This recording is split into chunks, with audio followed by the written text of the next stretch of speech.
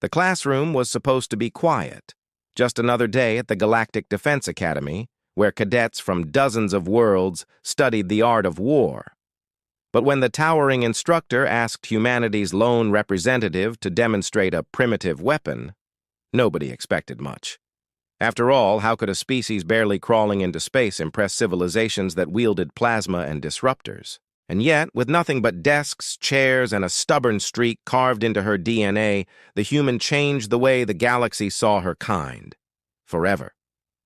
Hey, before we dive into this incredible HFY story, take a second to hit. Like if you enjoy tales where humanity-ass creativity shines against the odds. And if you're new here, make sure to subscribe.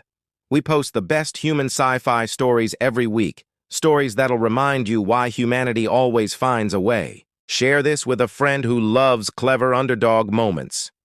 They'll thank you later. The Galactic Defense Academy's tactical classroom wasn't supposed to feel like an arena. Yet the moment Instructor HFY turned his 4 unblinking eyes toward Cadet Lisa Hartwell, every alien cadet leaned forward in anticipation. Humans. The Rigelian instructor clicked, his mandibles shifting with skepticism, are said to preserve knowledge of primitive weapons. Tell me, Cadet Hartwell, do you believe such relics still hold value? The question wasn't innocent. The crystalline vorons pulsed with amusement. The scaled Zaparians rippled in mocking blue. They had seen humanity's history, of course. Spears, bows, crude firearms. To them, those tools were laughable, toys compared to plasma rifles and personal shields. Lisa hesitated only a moment. Yes, sir. Humans keep old knowledge. Sometimes it matters more than you think. The classroom buzzed with derision. One cadet openly laughed, his gills fluttering in contempt.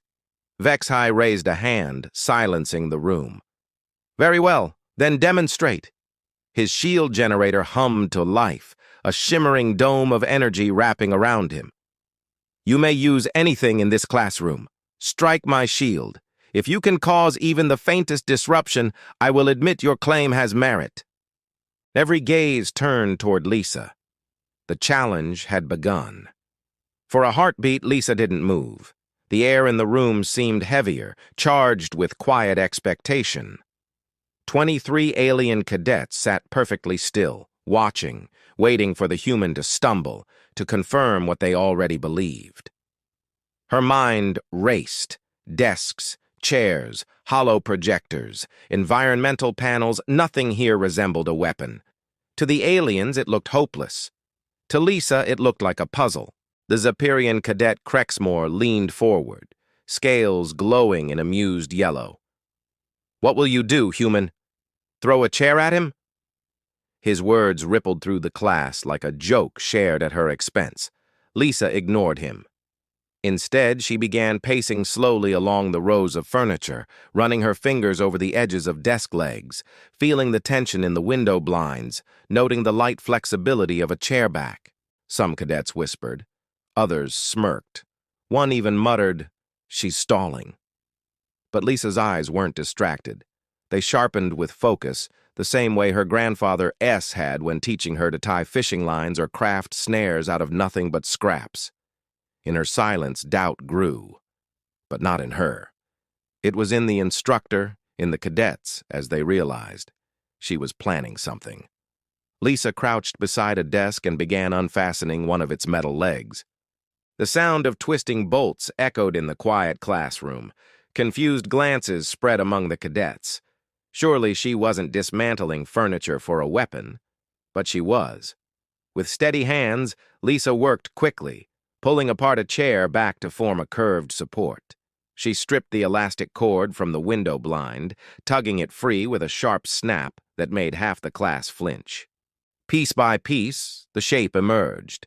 Not random scraps, not desperate tinkering, a design older than most civilizations in that room. A bow. Fascinating, whispered Professor Thorel, a crystalline Vorthon, his facets glowing faintly. She's converting stored tension into kinetic force. Lisa didn't respond. Her jaw was set, her focus absolute. She bent the chair back against the desk legs, binding them tight with the cord. Every move was efficient, practiced, almost ritualistic, the memory of childhood camping trips with her grandfather guiding her fingers.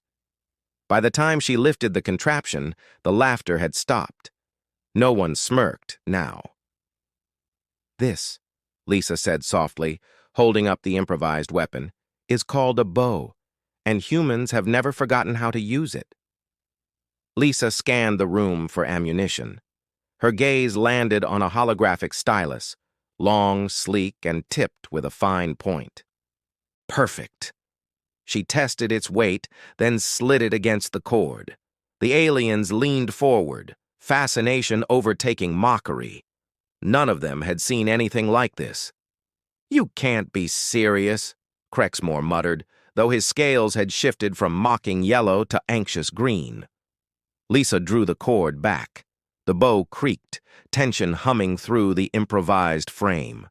She aimed directly at Instructor Vexhi's shield, her arms steady despite the silence pressing around her. "The thing about humans," she said, voice calm but carrying across the room, "isn't that we abandon old tools. It's that we adapt them to whatever's left." She released. The stylus shot forward with startling speed, a blur almost too fast for alien eyes. It slammed into the shimmering shield with a sharp crack. Sparks rippled across the barrier, flickering the energy field for the briefest instant. Gasps filled the classroom. Vexhi looked down at his readout, mandibles twitching in disbelief. Impossible. That impact registered as a military-grade kinetic strike. Lisa lowered the bow, the ghost of a smile tugging at her lips. "Physics, sir. Just physics." For a long moment, no one spoke. The faint hum of Vexhi's still flickering shield was the only sound in the room. Every alien cadet stared at Lisa, but the ridicule was gone. What replaced it was respect. Vexhi slowly deactivated his shield. His 4 eyes remained fixed on Lisa's bow, the improvised weapon still clutched in her hand. "In 37 cycles of teaching," he said, his voice strangely quiet, "no student has ever disrupted my shield with classroom materials."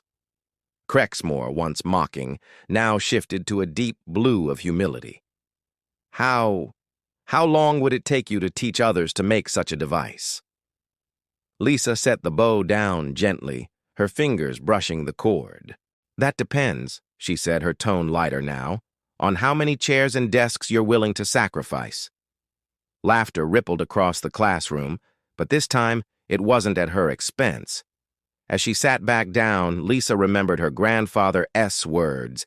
"Humans done to win, because we are the strongest. We win because we refuse to give up, and because when everything else fails, we find a way to fight with whatever's left." In that moment, the galaxy learned humanity's greatest weapon wasn't technology, it was ingenuity.